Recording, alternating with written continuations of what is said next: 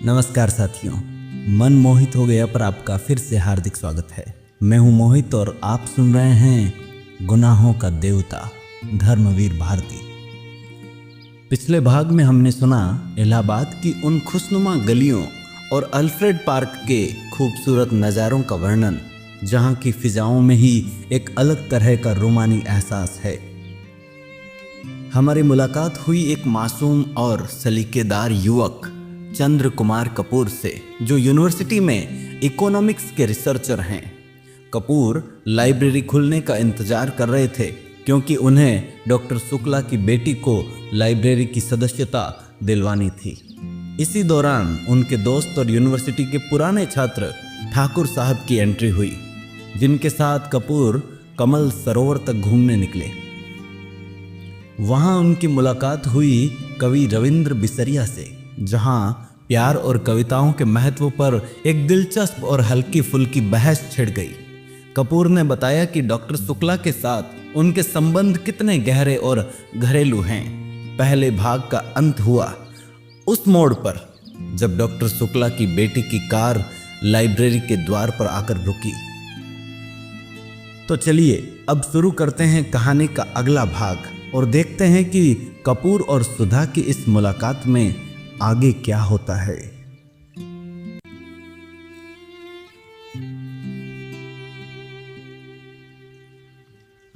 क्यों सुधा, अंदर क्यों बैठी हो? तुम्हें ही देख रही थी चंदर। और वह उतर आई। दुबली पतली नाटी सी साधारण सी लड़की, बहुत सुंदर नहीं, केवल सुंदर, लेकिन बातचीत में बहुत दुलारी। चलो अंदर चलो, चंदर ने कहा। वह आगे बढ़ी, फिर ठिठक गई और बोली, चंदर, एक आदमी को 4 किताबें मिलती हैं। हाँ, क्यों? तो उसने बड़े भोलेपन से मुस्कुराते हुए कहा, तो तुम अपने नाम से मेंबर बन जाओ और 2 किताबें हमें दे दिया करना, बस। ज़्यादा का हम क्या करेंगे? नहीं, चंदर हंसा, तुम्हारा तो दिमाग खराब है, खुद क्यों नहीं बनती मेंबर? नहीं, हमें शर्म लगती है, तुम बन जाओ मेंबर हमारी जगह पर।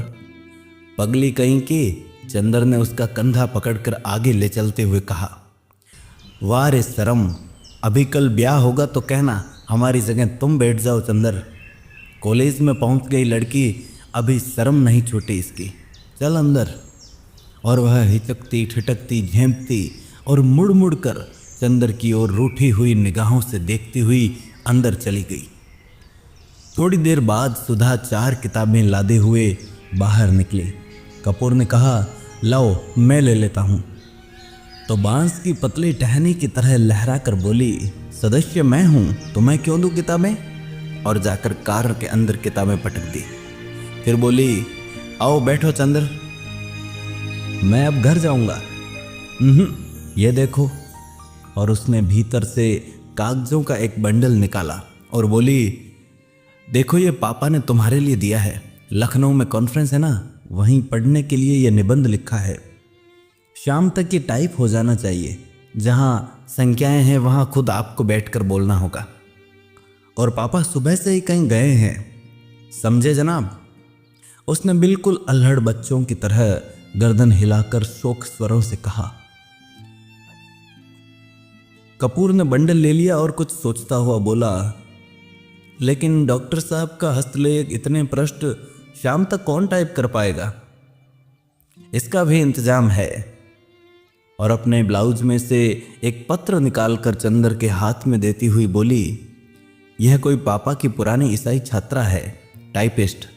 इसके घर में तुम्हें पहुंचाए देती हूँ, मुखर्जी रोड पर रहती है ये। उसी के यहाँ टाइप करवा लेना और यह खत उसे दे देना। लेकिन अभी मैंने चाय नहीं पी। समझ गई। अब तुम सोच रहे होंगे कि इसी बहाने सुधा तुम्हें चाय भी पिला देगी। सो मेरा काम नहीं है जो मैं चाय पिलाऊं, पापा का काम है। चलो आओ। चंदर जाकर भीतर बैठ गया और किताबें उठाकर देखने लगा। अरे 4 कविता की किताबें उठा लाई, समझ में आएंगे तुम्हारे, क्यों सुधा? नहीं, चिढ़ाते हुए सुधा बोली, तुम कहो तुम्हें समझा दें, इकोनॉमिक्स पढ़ने वाले क्या जाने साहित्य। अरे मुखर्जी रोड पर ले चलो ड्राइवर, चंदर बोला। इधर कहाँ चल रहे हो? नहीं, पहले घर चलो, सुधा बोली। चाय पी लो तब जाना।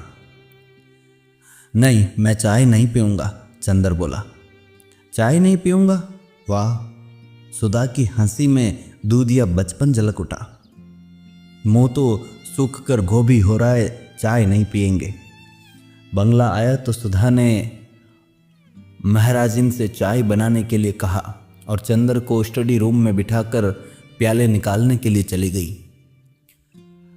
वैसे तो ये घर, यह परिवार चंदर कपूर का अपना हो चुका था। जब से वह अपनी माँ से झगड़कर प्रयाग भाग आया था पढ़ने के लिए, यहाँ आकर बीए में भर्ती हुआ था और कम खर्च के ख्याल से चौक में एक कमरा लेकर रहता था। तभी डॉक्टर शुक्ला उसके सीनियर टीचर थे और उसकी परिस्थितियों से अवगत थे। चंदर की अंग्रेजी बहुत ही अच्छी थी और डॉक्टर शुक्ला उससे अक्सर छोटे छोटे लेख लिखवाकर पत्रिकाओं में भिजवाते थे। उन्होंने कई पत्रों के आर्थिक स्तंभ का काम चंदर को दिलवा दिया था और उसके बाद चंदर के लिए डॉक्टर शुक्ला का स्थान अपने संरक्षक और पिता से भी ज़्यादा हो गया था। चंदर शर्मीला लड़का था, बेहद शर्मीला।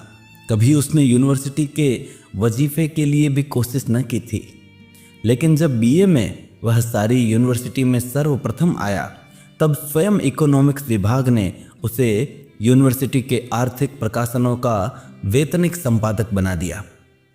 एमए में भी वह सर्वप्रथम आया और उसके बाद उसने रिसर्च ले ली।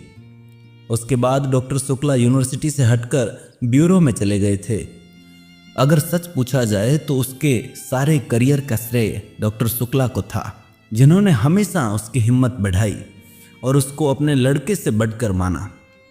अपनी सारी मदद के बावजूद डॉक्टर शुक्ला ने उससे इतना अपनापन बनाए रखा कि कैसे धीरे धीरे चंदर सारी गैरियत खो बैठा, यह उसे खुद नहीं मालूम। यह बंगला, इसके कमरे, इसके लॉन, इसकी किताबें, इसके निवासी, सभी कुछ जैसे उसके अपने थे और सभी का उससे जाने कितने जन्मों का संबंध था। और यह नन्ही दुबली पतली रंगीन चंद्र किरण सी सुधा, जब आज से वर्षों पहले यह 7वीं पास करके अपनी बुआ के पास से यहाँ आई थी, तब से लेकर आज तक कैसे वह भी चंदर की अपनी होती गई, इसे चंदर खुद नहीं जानता। जब वह आई थी तब वह बहुत शर्मीली थी, बहुत भोली थी।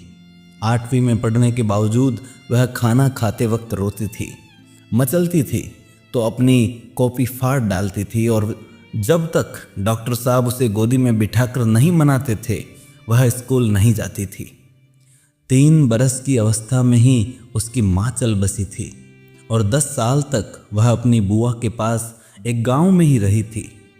अब 13 वर्ष की होने पर गांव वालों ने उसकी शादी पर जोर देना और शादी न होने पर गांव की औरतों ने हाथ नचाना और मुंह मटकाना शुरू किया, तो डॉक्टर साहब ने उसे इलाहाबाद बुलाकर 8वीं में भर्ती करा दिया।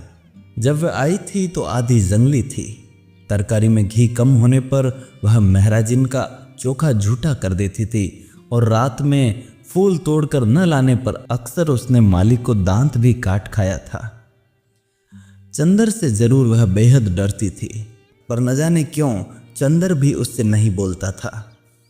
लेकिन जब 2 साल तक उसके ये उपद्रव जारी रहे और अक्सर डॉक्टर साहब गुस्से के मारे उसे न साथ खिलाते थे और न उससे बोलते थे, तो वह रो रो कर और सिर पटक पटक कर अपनी जान आधी कर देती थी।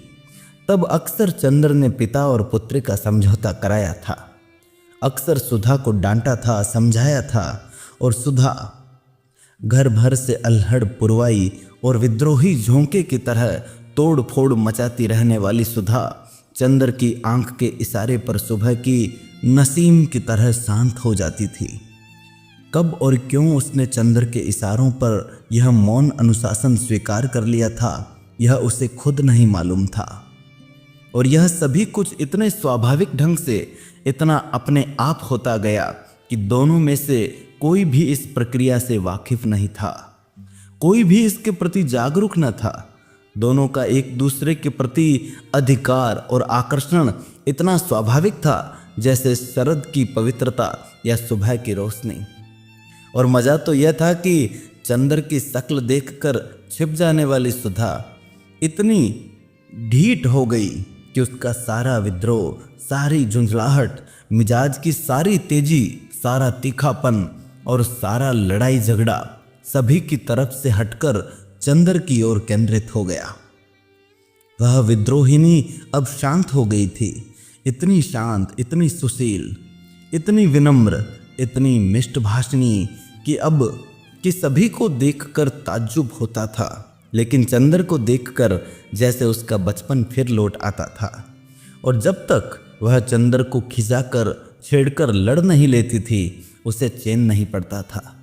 अक्सर दोनों में अनबोला रहता था, लेकिन जब 2 दिन तक दोनों मुंह फुलाए रहते थे और डॉक्टर साहब के लौटने पर सुधा उत्साह से उनको ब्यूरो का हाल नहीं पूछती थी और खाते वक्त दुलार नहीं दिखाती थी, तो डॉक्टर साहब फौरन पूछते, क्या चंदर से लड़ाई हो गई क्या? फिर वह मुंह फुलाकर शिकायत करती थी, और शिकायतें भी क्या क्या होती थी। चंद्र ने उसकी हेड मिस्ट्रेस का नाम एलिफेंटा रख दिया, या चंद्र ने उसकी डिबेट के भाषण के पॉइंट नहीं बताए, या चंद्र कहता है कि सुधा की सखियां कोयला बेचती है। और जब डॉक्टर साहब कहते हैं कि वह चंद्र को डांट देंगे, तो वह खुशी से फूल उठती और चंद्र के आने पर आंखें नचाती हुई चिढ़ाती थी, कहो कैसी डांट पड़ी। वैसे सुधा अपने घर की पुरखिन थी। किस मौसम में कौन सी तरकारी पापा को माफिक पड़ती है, बाजार में चीज़ों का क्या भाव है, नौकर चोरी तो नहीं कर रहा, पापा कितने सोसाइटियों के मेंबर हैं, चंद्र के इकोनॉमिक्स के कोर्स में क्या है, यह सभी उसे मालूम था। मोटर या बिजली बिगड़ जाने पर वह थोड़ी बहुत इंजीनियरिंग भी कर लेती थी, और मातृत्व का अंश तो उसमें इतना था कि हर नौकर और नौकरानी उससे अपना सुख दुख कह देते थे। पढ़ाई के साथ साथ घर का सारा कामकाज करते हुए उसका स्वास्थ्य भी कुछ बिगड़ गया था, और अपनी उम्र के हिसाब से कुछ अधिक शांत, संयम, गंभीर और बुजुर्ग थी। मगर अपने पापा और चंदर, इन दोनों के सामने हमेशा उसका बचपन इटलाने लगता था। दोनों के सामने उसका हृदय उन्मुक्त था और स्नेह बाधाहीन।